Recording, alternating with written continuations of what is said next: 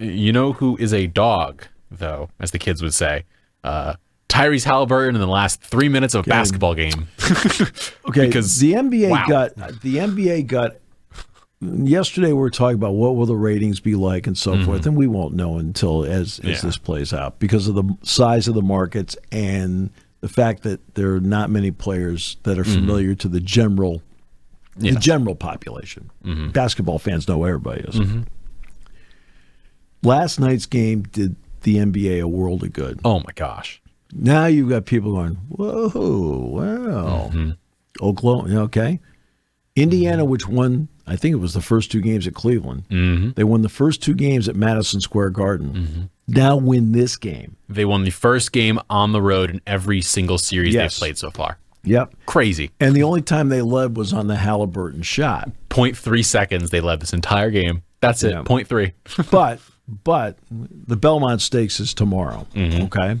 This was the equivalent of watching journalism in the Preakness close. Right? Every stride, making up ground. Now, for Oklahoma City, their star was the star. Shai Gilgeous-Alexander was brilliant last night. I believe he had 38. He had 38, 14 for 30, 3 for 6 from 3, 7 for 8 from the foul line. He played a good game. But remember last year when they did not advance, Jalen Williams did not play well in the postseason.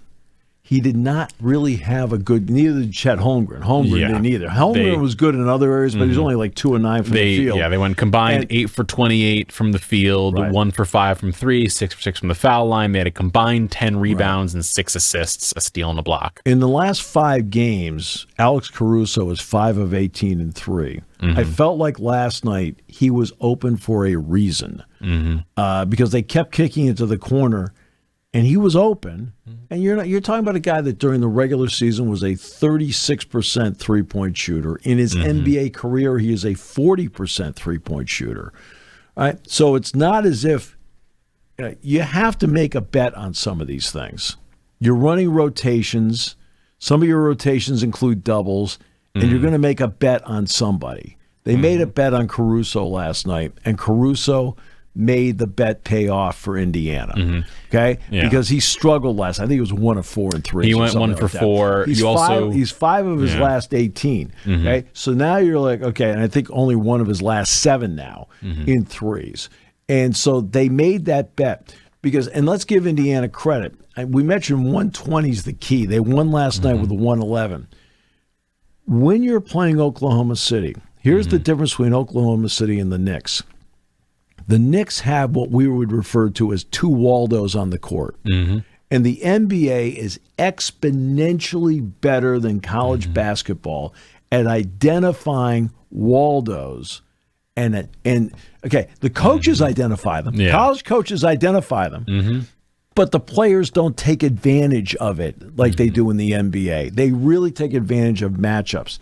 Oklahoma City doesn't have Waldos, and they still scored 111.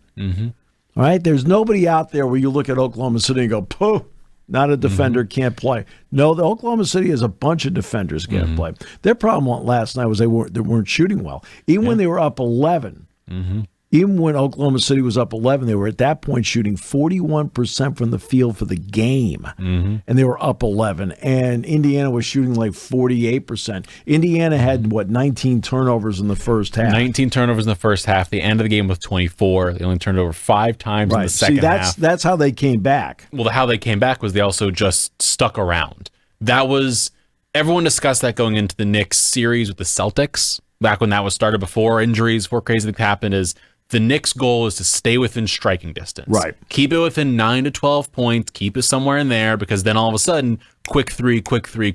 Right. All of a sudden, it's a 1-score game. And that was what the Pacers did. They kept this game close. Right. They said, we need to keep it closer. And what they've been saying is the Thunder might be a better team at everything except for closing games. Because Tyrese Haliburton is has what, 4 game winners now, at least in the playoffs. He's on a roll. He's on a roll in doing it. It's his moment, and he didn't have a good game. And he still, at the end of the game, you give him the ball and you say go. I think he had 14. He had 14, but Rick Carlisle had a timeout at the end, and he decided not to take it. I talk about this all the time. I get frustrated by it, right? Even though I shouldn't be frustrated by it, but I get frustrated by it.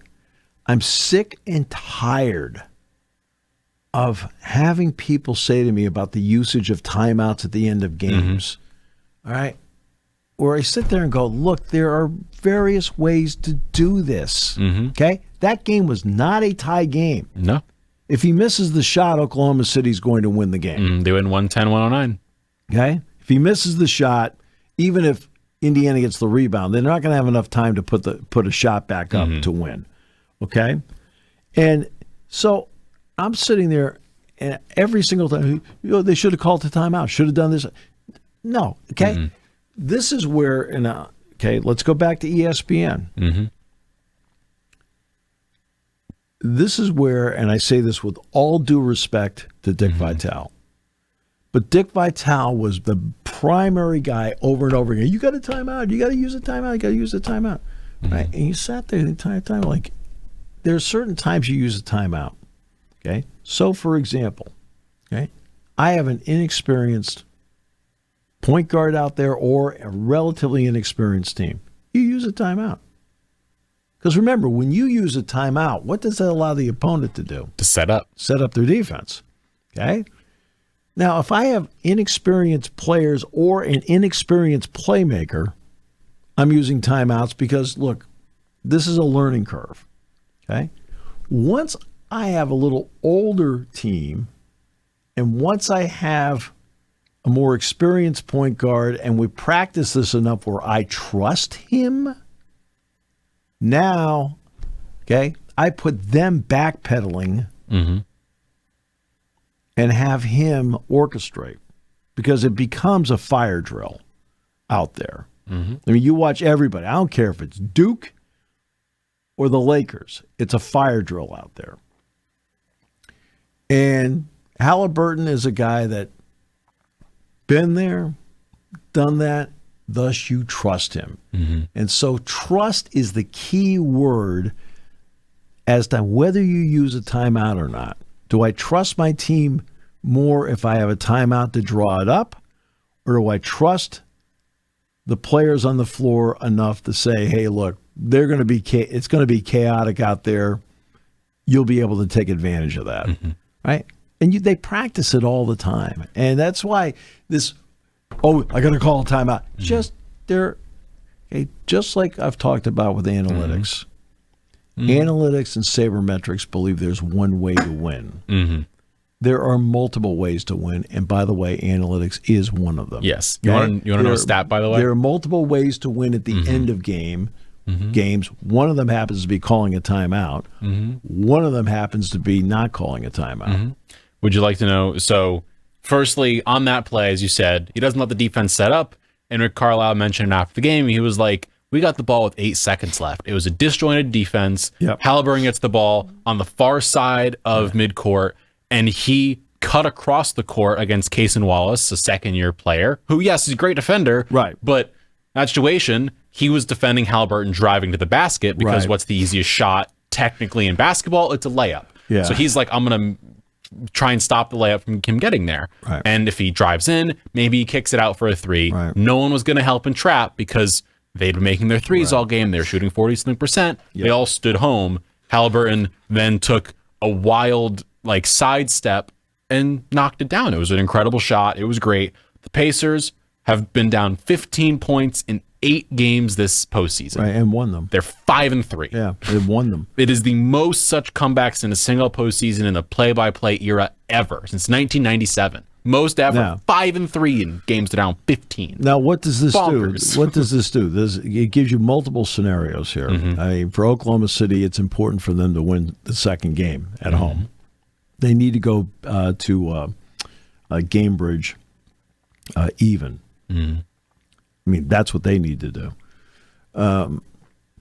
Is this a scenario where a legitimately great team like Oklahoma City, is this like the finals back in the early 2000s when the Sixers played the Lakers, and the Sixers and Iverson was great in this game? I mean, great. Yeah. And the Sixers won and went, whoa.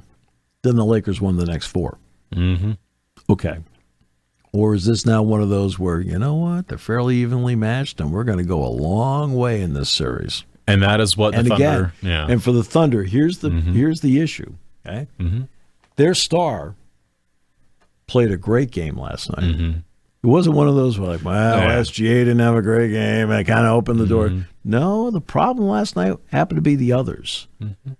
The others didn't help him out last night. The only one who did. Lou Dort helped out. He went 5 for 9 from 3, but that was it. Right. But like Williams, who's had a really good playoff, kind of played like last year. Chet Holmgren didn't really have a good night. He was 2 and 9.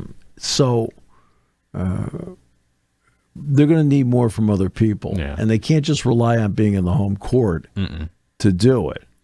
They also, what they need to do is they need to push it beyond 15, because the Pacers, playing with pace isn't just good for trying to knock teams out early and get really far ahead.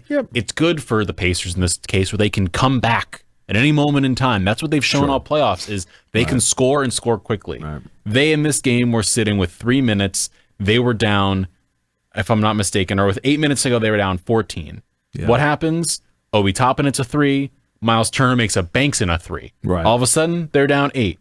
And then Cason Wallace makes a shot. They're down 10. Obi Toppin makes another 3, down 7. And they just cut and cut and cut into the lead. And all of a sudden, you get down to the last shot. Say Gilgeous-Alexander gets an 8-footer, misses it, and then Tyrese Haliburton makes a pull-up jumper. Like, you cannot give them the ability to come back in it. You need to put it far enough away where they can't do anything. And the Thunder last night after the game were saying... And the Thunder have had, like, believe it or not, that's actually been an issue for them. They have this awesome record, but they're not the best closing team. They've hung on in a few games to win. The Thunder said yesterday after the game, we were in this situation earlier than playoffs. We'll be okay. They're referring to the series against the Denver Nuggets, where they lost that first game by 2. I believe that was one of the Aaron Gordon buzzer beaters. It was the first one. And then they won the next game by 43. Lost in overtime the next game after Aaron Gordon sent to overtime, and then won, lost, and then won game number 7. So they said, we lost that game 1 at home. It's okay. We've been here before. We'll be okay. The only difference is Tyrese Haliburton in the final 3 minutes of the game is just, I think incredible is putting it lightly.